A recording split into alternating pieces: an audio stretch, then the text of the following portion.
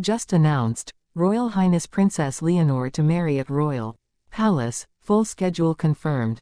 A palace steeped in history. Morning sunlight glinting off its golden gates. And then, a headline that shakes the tradition to its core. Princess Leonor, marriage, confirmed, full schedule revealed. But the real story isn't just the date. It's what the plan says about the future of the crown. Stay with me, because the details inside will change everything you thought you knew about royal weddings. It began with a quiet but unmistakable signal, the official royal seal on a press release marked for immediate publication. In a single paragraph, the Spanish royal household confirmed what had been rumored for months. Her Royal Highness Princess Leonor will marry at the royal palace, and the full schedule has been finalized. Within minutes, the world's media erupted. Screens from Madrid to New York flashed with the news. What had been speculation was now reality. But hidden behind the dates and times is a much deeper story about tradition, symbolism, and the future of Spain's monarchy. First, the facts as released. The ceremony is set for the heart of Madrid, in the same grand halls where generations of Spanish monarchs have celebrated state events. Guests will arrive from across Europe and beyond. Rehearsals, receptions, and official portraits have been carefully timed over several days. This is not just a wedding, it is a statement of continuity, unity, and renewal.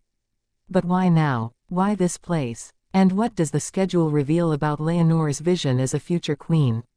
Each answer leads us to another question. Leonor has been carefully prepared for her role since childhood. Educated at elite institutions, serving in ceremonial duties, she has cultivated a public image of poised modernity. Yet she has also shown glimpses of independence, speeches written herself, causes chosen personally. Her decision to marry at the royal palace ties her to tradition, but the details of the schedule hint at something new. For example, the first official event is a private blessing with family and close friends, held in a smaller chapel rarely open to the public. This intimate start contrasts with the grandeur of the main ceremony and signals Leonor's desire to weave personal authenticity into public duty. Then, the main day.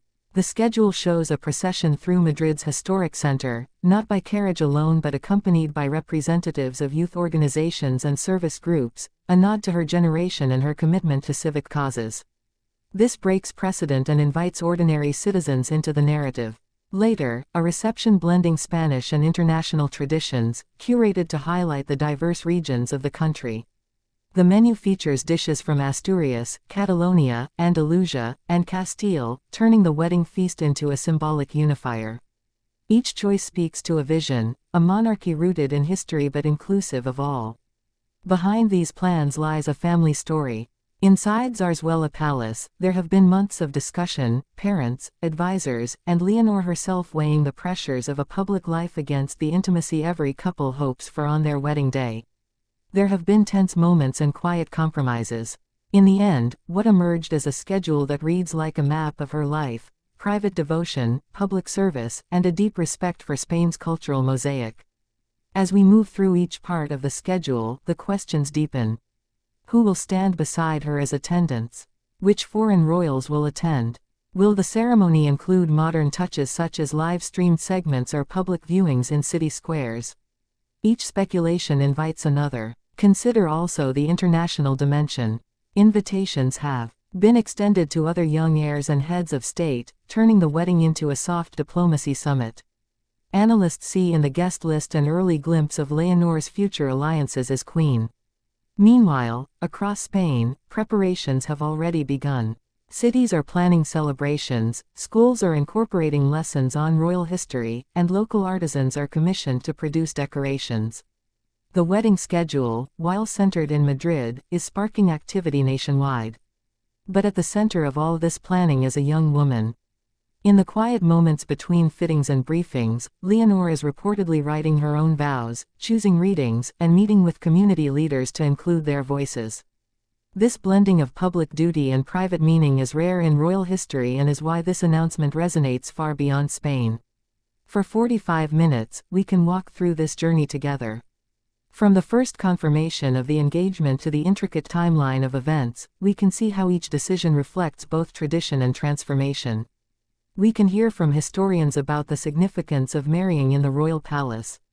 We can compare it to other royal weddings, in Denmark, the UK, and Sweden, to see how Leonor's plans fit a new European model of monarchy. We can also listen to the public.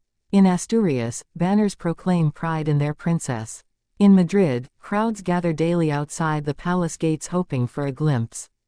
On social media, debates rage between those who see the wedding as a pageant and those who see it as a milestone of modernization. As we answer each question, why this date?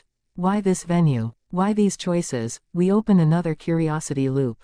What will Leonor wear? How will her fiancé step into this life of duty? How will the Spanish monarchy use this moment to renew its bond with citizens?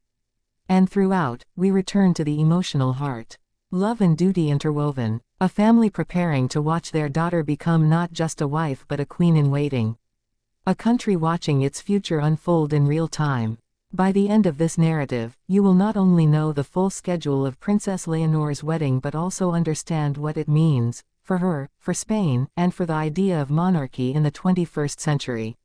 You will see how a carefully planned series of events can tell a story of continuity and change, of tradition and individuality. Because what was just announced is more than a calendar of ceremonies.